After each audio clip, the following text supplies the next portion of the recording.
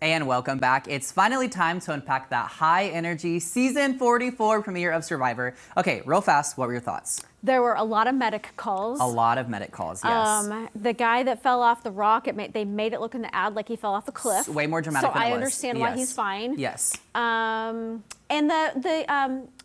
at the end, the tribal council was actually very surprising. Yes. Like it went a lot of different directions. Yeah. So, I'll obviously go nitty gritty because that's how I roll. Yes, but go for it. My overall thought, this cast is outstanding. This is going to be this is going to be a really good season, I think. It was a fun opening. Yes. Yeah. So we see all the cast members arrive to the beach for the opening challenge.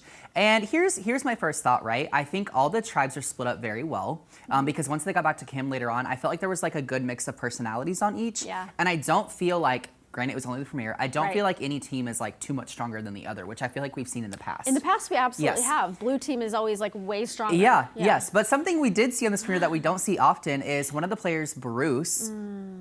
I like Bruce. Yeah. I was very sad about this. Kind of like, I guess he like hit his head when he was going through the like obstacle course or whatever. And they immediately stopped the challenge, which was really interesting. And they kind of thought he was concussed, which he was basically. But it was interesting because they're like, oh, you're good to go. You can keep going. But then we see later on in the episode, this is fast forwarding a little bit. Right.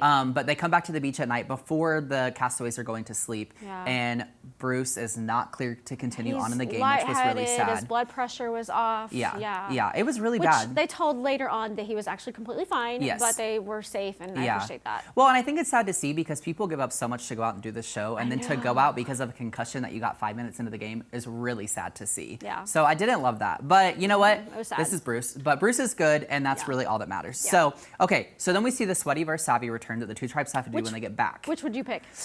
I don't know, because here's the thing. That sweaty one looked really hard this time because they had to essentially go back and forth putting one coconut in at a time, this huge like net type thing that they had to drag across. One every time they drag it across, it was heavier and heavier. It didn't look bad at first, then once it got really heavy, it looked hard. But then on the flip side with the savvy, they had to do this like puzzle of sorts. And you get one guess, and you only have 15 minutes. And it looked so hard. It was like 2 ring apparatuses that had a bunch of different like other rings on, and you had to guess how many rings there were total.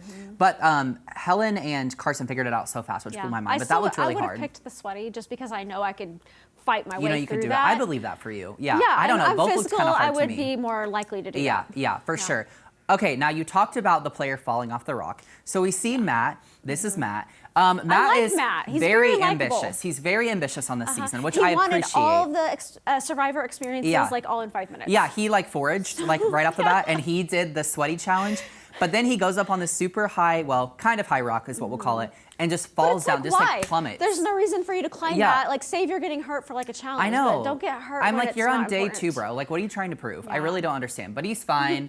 We'll see if he grows on me. I'm not sure how I feel about him yet, right? I like him. Okay, so then we see like the island decision return where one player from each tribe has to hop on a boat, go to a different island, and make some kind of important decision. Now, the thing I really like about this season is it's not the risk versus protect that we've been seeing. Instead, it's either you have 2 chances to lose your vote, or you have 1 chance to get an advantage, which I think is playing out really well, and we'll kind of talk about that more next week. But I really like that twist that they did this year. Yeah, I like it better. Okay, so then we get to this immunity challenge, okay? Which was really exciting because here's the thing. I think this immunity challenge really proved that strength is not everything. And the reason I say that is because when Bruce left the purple tribe, I immediately was like, oh, that's one guy down. They might not do as well, but they did really well. And they were not the ones that went to tribal. Yep, they did now, fine. Something super drama, and I feel like we're probably gonna agree on this, is Brandon is dehydrated in the middle or whatever. And so they stop the entire challenge. Another medic. Pull him aside, another medic thing. And I was like, this just feels like a lot. Now, I saw a TikTok last week that said it was from a past contestant, and the contestants are advised when they're out there to drink so much water that they should be peeing 4 times a day. And that's a measurement to work off of. And you're not doing that, then you're probably dehydrated. And I'm telling you from extreme physical challenges that water is everything. Right. Well, and you're out in this heat, you know, that your body's not normally used to, and you're outside all day long nonstop. So I don't know. That was interesting. Now, this tribal council, okay, this was one of the craziest, potentially up there with the craziest first tribal council I've ever seen in the history of Survivor. Yeah, I was kind of like at the end, like, what just happened? Yeah. It was just totally insane. So you have Brandon and Maddie that are kind of against, you know, they're at odds, if you will, because of something that happens earlier in the episode, right? But then also, there's all these random twists that these players decide to pull out. So Jamie and Matt used their shot in the darks, which we haven't even really seen used. Yeah. And Jamie's actually works. Yeah, I'm like, oh, look, an advantage actually working. Yes. And then Lauren